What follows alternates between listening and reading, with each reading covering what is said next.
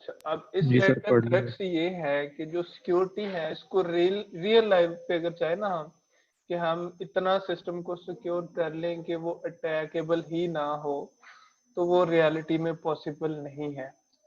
ठीक है, जब वो रियलिटी में पॉसिबल नहीं है तो फिर करते क्या है हम एक तो ये कि सिक्योरिटी जब भी आप इम्प्लीमेंट करेंगे तो उसके साथ कास्ट एसोसिएट होती है, और कोई भी ऑर्गेनाइजेशन है या कोई भी और वर्किंग एनवायरनमेंट है तो वहां पे इसको कॉस्ट की वजह से इम्प्लीमेंट कम किया जाता है।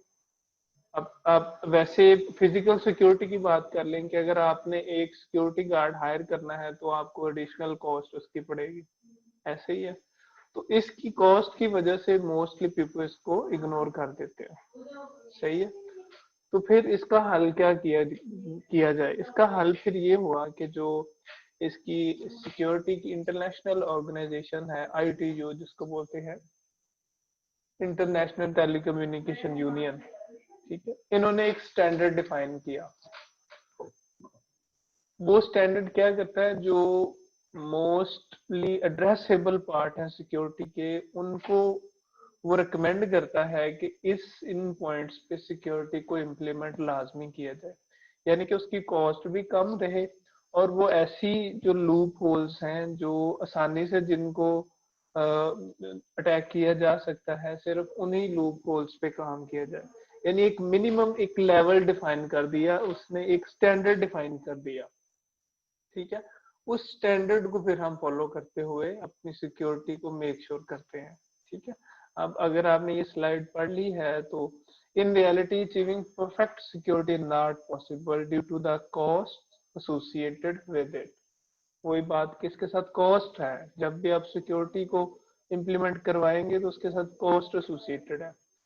This cost can be measured not just in money but also in complexity, time and efficiency. अब पहले हमने बात की कि इसके साथ कॉस्ट मनी की बात हो रही है, लेकिन इन एडिशन ये कॉस्ट कम्प्लेक्सिटी से की सेंस में भी है और एफिशिएंसी के में भी है। यानी अगर हम किसी प्रोग्राम में किसी सिस्टम पे ज्यादा सिक्योरिटी इंप्लीमेंट करें तो उसकी एफिशिएंसी कम हो जाएगी, क्योंकि सिक्योरिटी के एल्गोरिदम साथ में रन करना स्टार्ट कर देंगे। ठीक है, और वो सिस्टम आपका कम्प्लेक्स भी हो जाएगा। तो ये दो तीनों चीजें जो है ये इसमें आती हैं कि ये कॉस्ट में आपकी in sense of money, complexity और एफिशिएंसी। तो फिर क्या किया जाता है, to make things secure it is necessary to spend money, perform more procedures and wait for those procedures to complete. तो फिर रिकमेंडेशन क्या है? Recommendation is to choose a scheme that has a certain amount of cost, यानी जो certain amount of cost है जिसको हर कोई easily bear कर सकता है। अब ये कॉस्ट जो है, अगेन इसको आपने तीनों टर्म में देखना है, यानी इन सेंस ऑफ मनी, कम्प्लेक्सिटी और एफिशिएंसी। ठीक है, तो फिर हम क्या करते हैं कि सर्टन अंडरस्टैंडेबल जो अमाउंट ऑफ सिक्योरिटी है उसको हम कवर कर लेते हैं, उसको इम्प्लीमेंट कर लेते हैं। ठीक है, अच्छा, अब वो जो प्रीवियस में आपको बात कर रहा था आईटीयू की, यहाँ से वही बात स्टार्ट होने लगी है कि जो आईटीयू है इसकी रिकमेंडेशन है X.800 के नाम से। इसने एक सिक्योरिटी आर्किटेक्चर डिफाइन किया हुआ है जो ओएसआई के लिए डिफाइंड है, यानी ओपन सिस्टम इंटरकनेक्शन जो आपकी लेयर्स है उनके लिए डिफाइन है। तो उसमें एक सिस्टमेटिक वे है।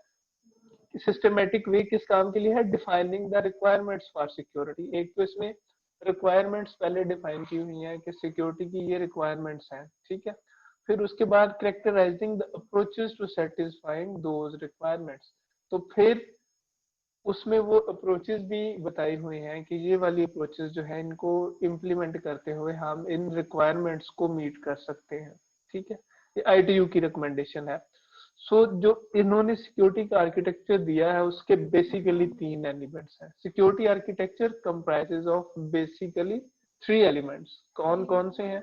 पहला उसका एलिमेंट है सिक्योरिटी अटैक, दूसरा उसका एलिमेंट है सिक्योरिटी मैकेनिज्म, और थर्ड उसका जो है पॉइंट है वो है सिक्योरिटी सर्विस। अब इन तीनों को वन बाय वन देखने हैं जरा।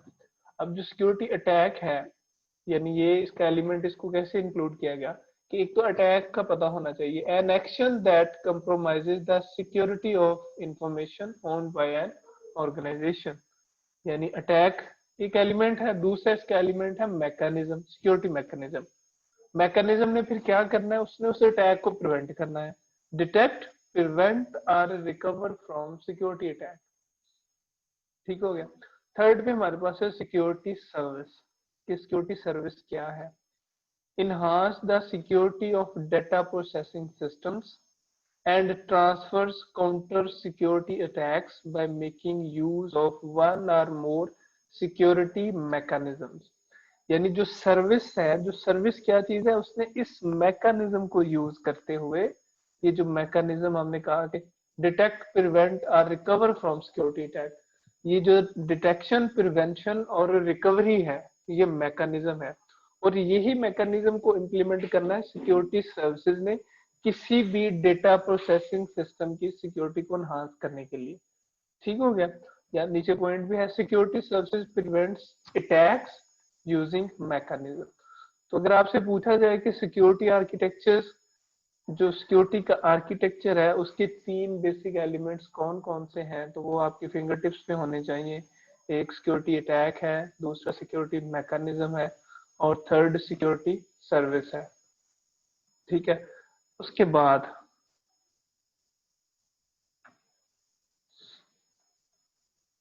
अच्छा, ये आप पहले भी ये आपने डेफिनेशन देखी हुई है थ्रेट वर्सेस अटैक की, तो यहाँ पे ये रिपीट हो रही है, तो मैं इसको एलेबोरेट नहीं कर रहा, ये जस्ट वही डेफिनेशन है जो हमने पहले की थी, थोड़ी कंसाइज है, इसको आप देख सकते हैं। सो इससे नेक्स्ट जो चीज मैंने डिस्कस करनी है वो है कि अटैक्स जो हमारे पास है ये 2 तरह के हो सकते हैं इन अपनी जो कंप्यूटर सिस्टम है इनमें।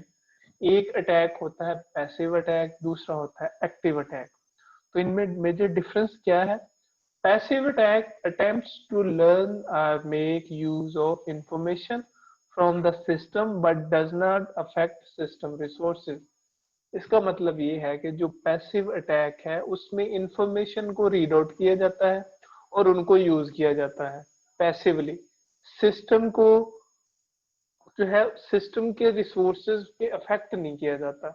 यानी कि इसमें इस तरह के अटैक का यूजर को पता नहीं चलता कि सिस्टम पे अटैक हो रहा है। यानी वो पैसिवली पैसिवली इंफॉर्मेशन गैदर करता रहता है बैकएंड पे। ठीक है। और जो यूजर है उसको इस चीज का पता ही नहीं चलता। तो इस तरह के जो अटैक हैं जो सिस्टम रिसोर्सेज को अफेक्ट तो नहीं करते, बट वो क्या कर रहे होते हैं, इंफॉर्मेशन गैदर कर रहे होते हैं, दैट इज पैसिव अटैक। तो नेक्स्ट हमारे पास है एक्टिव अटैक। एक्टिव अटैक में क्या होता है? Attempts to alter system resources और अफेक्ट देयर ऑपरेशन।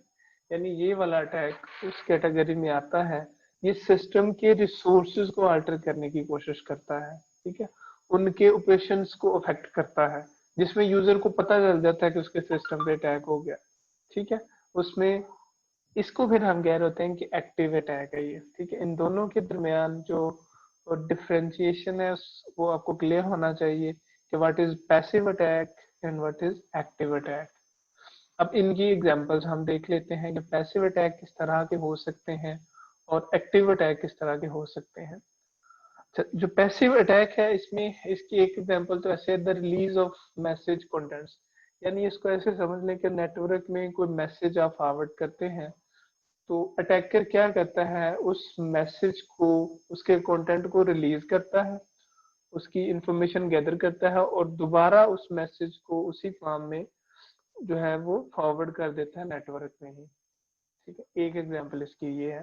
दूसरी है ट्रैफिक एनालिसिस का, कि जिसमें आप डिफरेंट तरह के स्कैनर्स या फिर स्निफर्स लगा के नेटवर्क ट्रैफिक को एनालाइज कर रहे होते हैं कि किस तरह की ट्रैफिक जा रही है, कौन से पैकेट्स नेटवर्क के ऊपर ट्रांसफर हो रहे होते हैं। अब ये दोनों जो एग्जांपल मैंने आपको बताई हैं, इनमें ये दोनों जो अटैक्स हैं, यहाँ पे आपका सिस्टम रिसोर्सेज अफेक्ट नहीं होते, जस्ट आपकी जो इंफॉर्मेशन है वो लीक आउट हो रही है। ठीक है। तो ये 2 एग्जांपल्स दी मैंने आपको।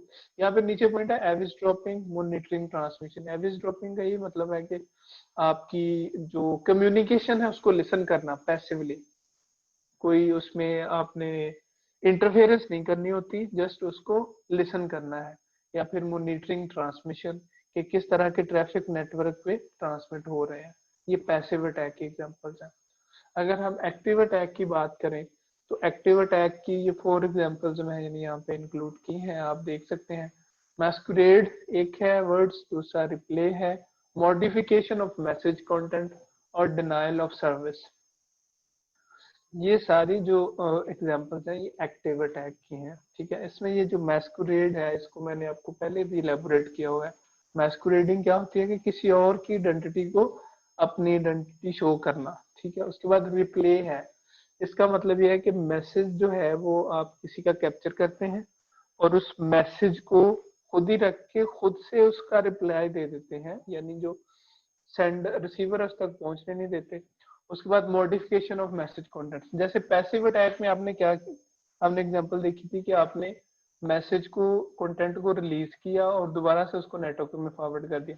लेकिन एक्टिव अटैक में क्या किया, जब मैसेज को ओपन किया आपने और उसके कंटेंट्स को आपने चेंज कर दिया, उसके बिट्स के साथ आप मॉडिफिकेशन कर सकते हैं, उनको आपने चेंज कर दिया, अब उसका मीनिंग चेंज हो जाएगा मैसेज का। तो ये भी एक एग्जांपल है एक्टिव थ्रेट्स की। उसके बाद डॉस या डिनायल ऑफ सर्विस अटैक, तो ये भी एक्टिव अटैक होता है जिसमें एक्टिवली सिस्टम के रिसोर्सेज को कंज्यूम किया जाता है, कि सिस्टम कोई प्रोडक्टिव वर्क करता ही नहीं है, जस्ट उसके रिसोर्सेज वेस्ट हो रहे होते हैं, that is denial of service attack. तो ये दो मैंने आपको पॉइंट्स जो अटैक्स थे, एक्टिव अटैक और पैसिव अटैक, और उसके बाद एग्जांपल्स आपको एलैबोरेट की, ठीक है।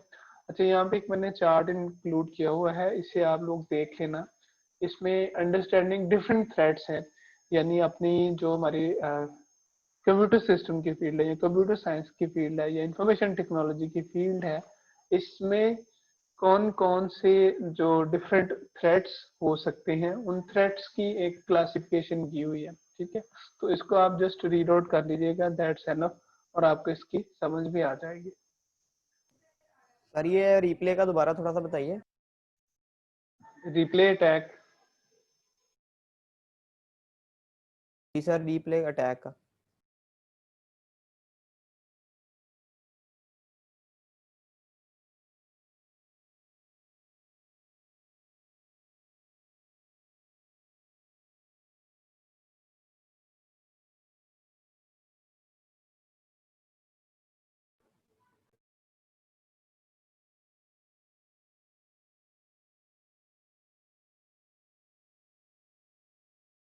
हेलो।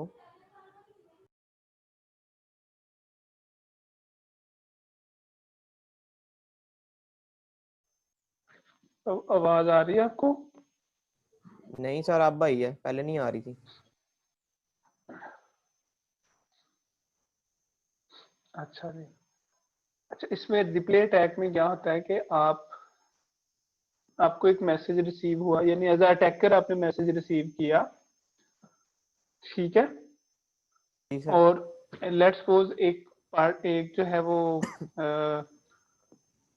दो पार्टीज हैं, एक को हम कहते हैं ए है और दूसरी बी है, उन दोनों के दरमियान कम्युनिकेशन हो रही है, ठीक हो गया। अब उनके जी दरमियान जो जी। कम्युनिकेशन हो रही है उसको एक अटैकर क्या करता है, उसको मैसेज को पकड़ता है उसकी कम्युनिकेशन में से, और उस मैसेज का जो रिप्लाई है या जब उसको उसके जो कंटेंट्स हैं उनको चेंज करके तो उसको फिर दोबारा नेटवर्क में दे दे एंटर करवा देता है, यानी इसको कैप्चर करता है और इसको रीट्रांसमिट करवा देता है, ठीक है। उसमें मिलिशियस चीजें इंक्लूड करवाने के बाद, ठीक है। अब जो अच्छा रिसीवर है उसको ठीक। जब रिसीव होता है तो वो ये समझता है कि उसे ये ए ने ही सेंड किया है, और वो क्या करता है उसको एक्चुअल में रीड करना स्टार्ट कर देता है, लेकिन उसमें वो मिलिशियस चीजें उसने इंक्लूड करवा दी हुई हैं, और वही चीजें जाके उसको फिर फर्दर जो है वो कोई हार्म या नुकसान पहुंचा सकती हैं।